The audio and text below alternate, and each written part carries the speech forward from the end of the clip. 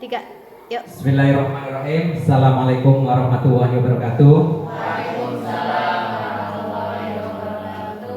Alhamdulillahirabbil alamin. Wassalatu wassalamu ala asrofil anbiya'i wal mursalin wa ala alihi wa sahbihi ajmain, amma ba'du. Yang terhormat Bapak Darmanto SPDSD selaku mentor kita, dan yang saya hormati Bapak Ibu rekan orientasi seminar P3K angkatan 55. Puji syukur kehadirat Allah Subhanahu wa Ta'ala yang mana telah memberikan rahmat dan hidayahnya sehingga pada pagi ini kita bisa berkumpul untuk mengikuti seminar orientasi P3K tanpa halangan suatu apapun.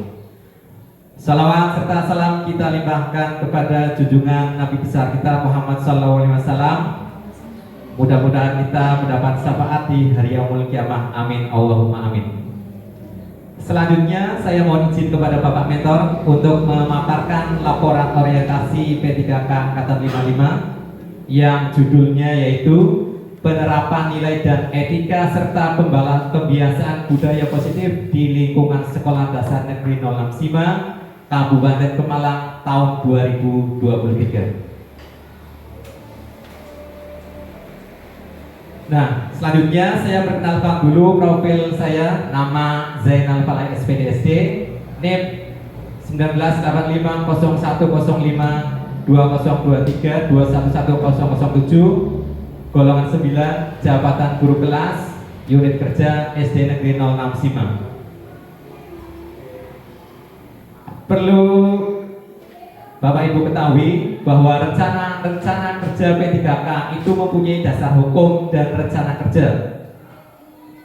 Dasar hukumnya apa? Yang pertama itu Undang-Undang Nomor 5 Tahun 2014 tentang ASN, kemudian PP Nomor 49 Tahun 2018 tentang manajemen P3K, kemudian Permen Pan RB Nomor 6 Tahun 2002 tentang pengelolaan kinerja pegawai ASN. Selanjutnya Permen Pan RB Nomor 70 Tahun 2020 tentang masa hubungan kerja P3K.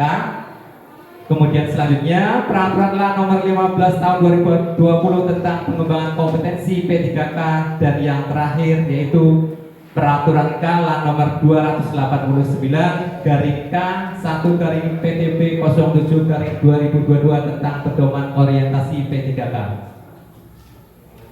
Selanjutnya, SD Negeri 06 Sima mempunyai visi dan misi. Visi yang pertama itu terwujudnya siswa terampil yang bertakwa, berbudi dan berprestasi. Kemudian misinya yaitu yang pertama menanamkan keyakinan atau akidah melalui pengamalan ajaran agama. Selanjutnya menciptakan suasana yang kondusif untuk membentuk kepribadian peserta didik yang memiliki iman dan takwa. Kemudian selanjutnya melatih anak melaksanakan ibadah sholat 5 waktu secara teratur.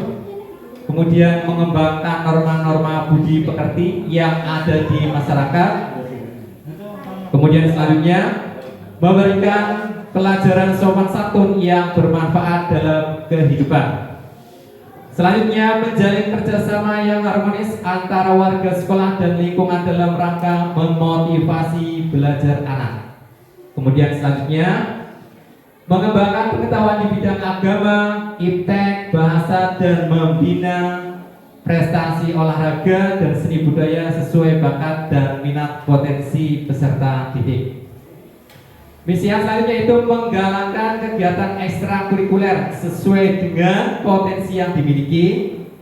Kemudian menggalakkan budaya bersih, sehat, ramah, dan hormat menuju hidup harmonis.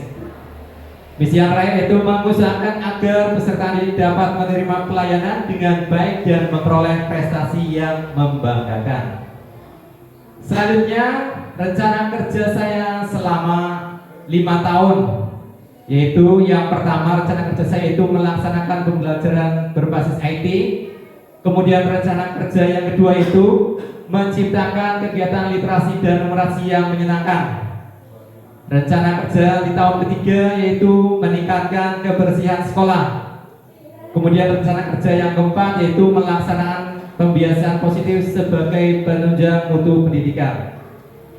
Dan rencana kerja yang terakhir di tahun kelima meningkatkan kompetensi diri. Kemudian rencana kerja pada tahun pertama yang kita laksanakan yaitu melaksanakan pembelajaran berbasis IT. Di antaranya yaitu mempelajari silabus dan menyusun rencana pembelajaran yang sesuai, kemudian menentukan metode pembelajaran yang sesuai, kemudian membuat media pembelajaran berbasis IT. Nah, dari rencana kerja tahun pertama diharapkan peserta didik diharapkan antusias mengikuti pembelajaran sehingga meningkatkan hasil pembelajaran. Kemudian pada pelaksanaan pembelajaran berbasis IT, penerapan nilai berakhlaknya yaitu yang pertama memahami dan memenuhi kebutuhan masyarakat atau berorientasi pelayanan. Kemudian yang kedua, melaksanakan tugas dengan jujur, bertanggung jawab, cermat, disiplin, dan berintegritas tinggi atau akuntabel. Nah, kemudian pada tahun kedua rencana kerja saya itu menciptakan kegiatan literasi dan numerasi yang menyenangkan. Di antaranya yaitu satu, guru membuat pojok baca di ruang kelas. Kemudian yang kedua, membiasakan kepada anak 15 menit untuk membaca buku dan pelajaran sebelum waktu pembelajaran dimulai. Dan yang ketiga, pembiasaan hafalan perkalian atau numerasi. Dari rencana di atas, peserta didik diharapkan memiliki pengetahuan dan kecakapan dalam melakukan perencanaan dan pengelolaan kegiatan dengan baik, serta melakukan perhitungan dan penafsiran terhadap data yang ada di dalam kehidupan sehari-hari. Selanjutnya, menciptakan kegiatan literasi dan numerasi yang menyenangkan. Pada penerapan nilai berakhlak, di antaranya itu yang pertama membantu orang lain belajar atau kompeten. Kemudian yang kedua, melaksanakan tugas dengan jujur, bertanggung jawab, cermat, disiplin, dan berintegritas tinggi atau akuntabel. Kemudian rencana kerja di tahun ketiga yaitu meningkatkan kebersihan sekolah. Di antaranya itu yang pertama satu, membuat rencana program K3. Yang kedua, menyediakan sarana dan prasarana kebersihan. Yang ketiga, melakukan pembiasaan Jumat bersih. Yang keempat, mengedukasi pemilihan sampah. Nah, dari rencana di atas, peserta didik diharapkan memiliki karakter mandiri, gotong royong, dan tanggung jawab. Kemudian selanjutnya meningkatkan kebersihan sekolah. Pada penerapan nilai berakhlaknya, yaitu memberi kesempatan pada siswa berkontribusi dalam menjaga kebersihan sekolah atau kolaboratif. Nah, kemudian selanjutnya pada tahun keempat, rencana kerjanya yaitu melaksanakan kebiasaan positif sebagai penunjang mutu pendidikan. Di antaranya yaitu pembiasaan cuci tangan sebelum makan saat istirahat. Kemudian yang kedua, penanaman dan pembiasaan budi pekerti dengan 5S atau senyum, salam, sapa, sopan, santun. Kemudian yang ketiga, pembiasaan membaca surat pendek Al-Quran juz amma. Nah, dari rencana tadi di atas diharapkan siswa memiliki karakter religius, disiplin, tanggung jawab, memiliki sopan santun. Selanjutnya pada pelaksanaan pembiasaan positif sebagai penunjang mutu pendidikan, penerapan nilai berakhlaknya yaitu yang pertama, terbuka dalam bekerja sama untuk menghasilkan nilai tambah atau kolaboratif. Kemudian yang kedua, memahami dan memenuhi kebutuhan masyarakat yaitu kebersihan dan kesehatan diri, ramah, dekatan, solutif, dan dapat diandalkan atau berorientasi pelayanan. Kemudian rencana kerja pada tahun kelima yaitu meningkatkan kompetensi diri. Di antaranya itu mengikuti workshop atau diklat, kemudian mengikuti KKG, dan yang terakhir yaitu mengikuti guru penggerak.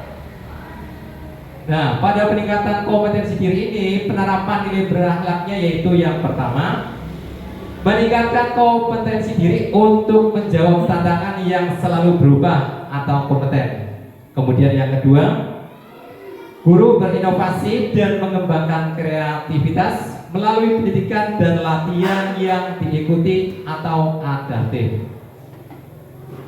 Nah, Dari paparan di atas dapat disimpulkan bahwa kegiatan orientasi ini membekali kita sebagai ASN P3K agar mengetahui nilai-nilai dan etika serta tugas dan fungsi kita sebagai ASN di lingkungan pemerintah Kabupaten Pemalang.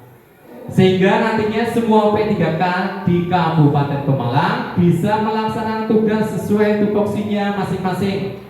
Kemudian bisa mengimplementasikan di unit kerja masing-masing P3K, berakhlak dan bangga melayani bangsa sebagai transformasi budaya kerja ASN.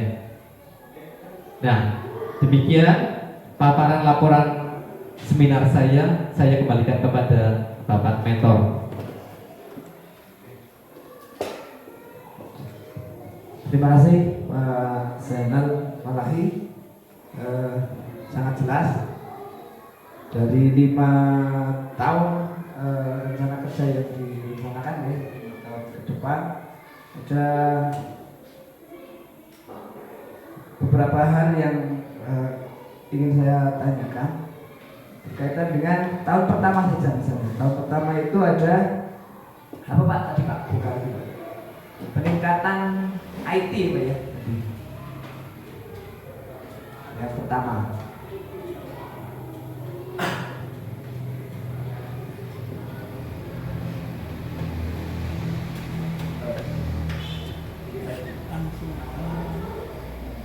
Nah, ini melaksanakan pembelajaran berbasis IT. Oke. Dari rencana tahun pertama ini Pak Zainal,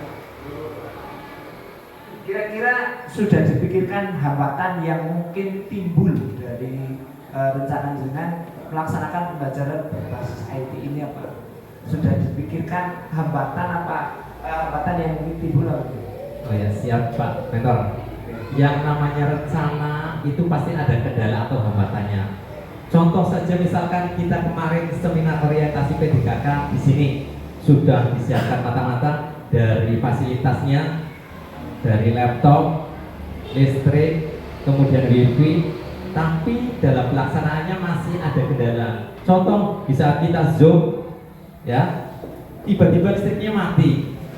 Nah, itu kan suatu kendala, ya. Apalagi yang itu menggunakan berbasis IT, ya. Kemudian listriknya yang tidak disangka-sangka tiba-tiba mati. Nah, itu adalah salah satu kendala teknis apabila kita menggunakan pembelajaran berbasis IT. Belum yang lain-lain. Contohnya misalkan kalau kita menggunakan proyektor, tahu-tahu proyektornya kabelnya dimakan tikus. Nah, kok lama sekali mau dinyalakan. Nah, kebetulan di SD itu misalkan cuma proyektornya cuma 1. Nah, kita harus jalan lagi. Itu adalah salah satu bentuk kendala dari pembelajaran berbasis IT. Nah, belum yang lain-lainnya lagi, misalkan ya, tadi yang sudah saya jelaskan. Misalkan kita pembelajarannya itu online, ya. Sinyal atau jaringan itu pasti kendala yang paling sering terjadi. Pengalaman saya dulu waktu ikut PPG, ya, atau misalkan pembelajaran pas COVID itu kan pembelajaran berbasis IT, kita online dengan anak-anaknya. Nah, itu sangat-sangat riskan kendalanya kalau kita menggunakan pembelajaran berbasis IT. Karena apa? Hal-hal yang tidak terduga dari kita itu adalah kendala teknisnya. Terima kasih, Pak Darmato. Terima kasih. Berarti sudah dipikirkan juga solusinya ya? Sudah. Oke, mudah-mudahan rencana 5 tahun ini bisa dilaksanakan dengan baik, dan menghasilkan hasil sesuai yang diharapkan. Terima kasih Pak Zainal. Ya, terima kasih. Nah, demikian dari saya presentasi hasil seminar orientasi P3K. Apabila ada kekurangannya, mohon maaf. Wabillahi taufiq wal hidayah. Assalamualaikum warahmatullahi wabarakatuh.